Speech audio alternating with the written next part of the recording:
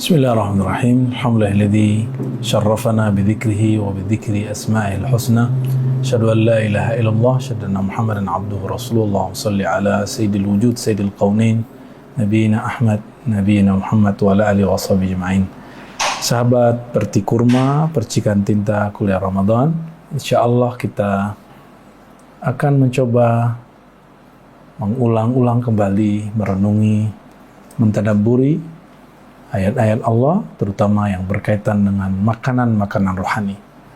Makanan rohani yang paling besar, paling tinggi adalah al-ma'rifah billah, mengenal Allah Subhanahu wa Ta'ala. Bahkan itu adalah tugas kerohanian yang mesti dijalani oleh seorang hamba kepada Allah. Oleh karenanya, Sayyidina Abdullah bin Abbas radhiyallahu ta'ala anhuma dan muridnya Sa'id bin Jubair, sebagaimana dinukil oleh banyak tafsir dan juga Qadhi Iyad di dalam mu'allafat karya-karya mereka, bahwa makna ayat daripada wa ma khalaqtul jinna wal insa illa liya'budun, tidaklah aku, kata Allah, menciptakan jin dan manusia kecuali tugas utamanya, wazifah yang tertingginya, misi utamanya adalah mengenal akan aku. Inilah terjemahan para sahabat, para ulama tabi'in. Namun karena keterbatasan bahasa zaman ini, kita sering menerjemahkan liya'budun hanya sebatas ritual, untuk beribadah kepadaku. Betul, jika terjemahan ibadah itu kita perluas, salah satu imam salafus saleh yang menjadi manhaj daripada kita mengamalkan salah satu pilar keislaman itu ihsan atau tasawuf, yaitu Imam Junaid. Beliau mengatakan dalam risalahnya, afdhalul ibadat, ya, ibadah tertinggi adalah al-ma'rifatu billah, kegiatan, aktivitas mencari ilmu tentang Allah, mengenal Allah, membicarakan Allah. Jika kita ingin mengenal seseorang, maka kita akan mengenal dari namanya. Lalu kita mengenal sifatnya, barulah mengenal sosoknya. Maka jika ingin mengenal Allah, mulailah dari mengenal asma'nya. Oleh karena itu Allah Subhanahu wa Ta'ala mengatakan walillahil asma'ul husna. Allah mempunyai nama-nama yang indah. Apabila kalbu kita ini terasa gelap, terasa banyak karakter-karakter buruk yang dipengaruhi oleh nafsiyah, keakuan, kedirian kita ini yang penuh kegelapan, maka salah satu cara membersihkannya adalah memperbaharui persaksian kita kepada Allah dengan memperbaiki makrifat pengenalan kita terhadap nama Allah. Jadi, saudara-saudaraku, kajian makrifat bukanlah kajian yang tinggi, itu adalah kajian yang basic. Itu adalah kajian yang aslul usul.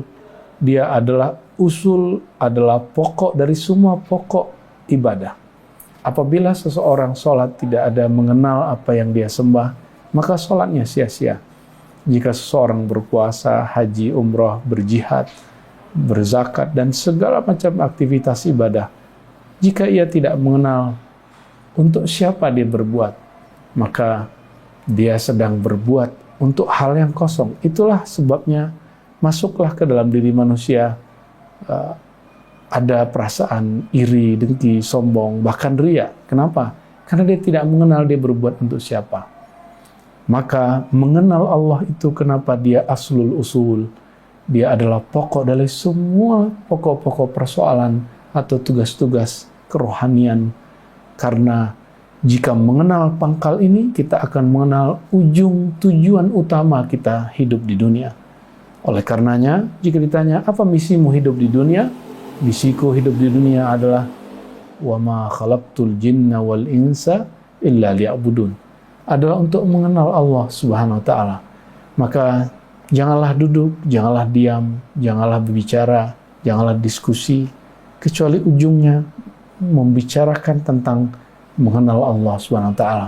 Apapun aktivitas kita, apakah itu duniawi, maka kita harus memulainya dari pokok ini, yaitu mengenal Allah Subhanahu wa Ta'ala. Sahabat-sahabat yang melakukan Allah, lalu dalam Al-Quran, adakah ayat yang memerintahkan selain ayat surat Az-Zariyat tadi, itu ada ayat yang sering kita baca dan kita gunakan dalam tahlil-tahlil kita adalah fa'lam annahu la ilaha illallah. Maka berilmulah terlebih dahulu, ilmuilah terlebih dahulu, mengertilah terlebih dahulu, bermakrifatlah terlebih dahulu, barulah kemudian kita mengatakan la ilaha illallah. Hari ini sepertinya terbalik, orang membaca la ilaha illallah dulu dengan angka-angka yang sangat fantastis, tapi kurang mengenal apa yang dia nafikan la ilaha, apa yang dia isbatkan, yang dia tetapkan, yang dia tancapkan dalam dirinya illallah.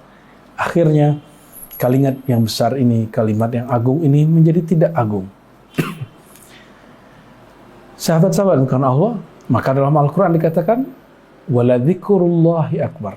Sungguh mengenal Allah, sungguh menyebut nama Allah, sungguh merasakan kehadiran Allah, itu adalah akbar. Maka setiap nama, setiap kata yang tidak ada nama Allahnya, dia menjadi kecil. Setiap rasa yang tidak ada rasa yang terhubung kepada kebesaran Allah, dia menjadi sirna. Setiap ibadah, setiap ritual yang tidak ada koneksi kepadanya, semuanya terputus. Sahabat-sahabat bukan Allah, oleh karena itu Al-Quran mengatakan, ya ayyuhalladzina amanu dzkurullah, wahai orang-orang beriman, ya, banyak-banyaklah berzikir, ya, dengan zikir yang sangat banyak sekali. Untuk apa? La'allakum tuflihun, supaya kamu mendapatkan kemenangan. Wazkurullaha, di dalam Al-Quran, wazkurullaha katsiran la'allakum tuflihun. Dan banyak-banyaklah menyebut nama Allah, banyak-banyaklah mengenal Allah, banyak-banyaklah terkoneksi kepada Allah, kamu akan menjadi orang yang paling beruntung. Oleh itu, sahabat-sahabat karena Allah, jika waladzikrullahi akbar, menyebut nama Allah itu besar. Jika ingin mengenal siapakah makhluk yang paling besar di alam semesta ini, orang yang paling mengenal Allah, dan yang kedua orang yang paling banyak mengenal Allah, dan yang ketiga orang yang paling banyak berbuat untuk Allah, dan terakhir orang yang paling banyak menyebut-nyebut nama Allah. Dan siapakah itu? Dialah Sayyidina Muhammad sallallahu alaihi wasallam, panutan kita sepanjang masa, yang dirindui oleh semua nabi-nabi akan kehadirannya. Setiap nabi menginginkan menjadi umatnya. Maka apatah lagi kita yang tiada apa-apanya di sisi Allah. Mari mengingat Allah, mengikuti kualitas rohani baginda Rasulullah SAW. Itulah inti daripada tugas kita mengenal Allah, mengingat Allah, berzikir kepada Allah. Assalamualaikum warahmatullahi wabarakatuh.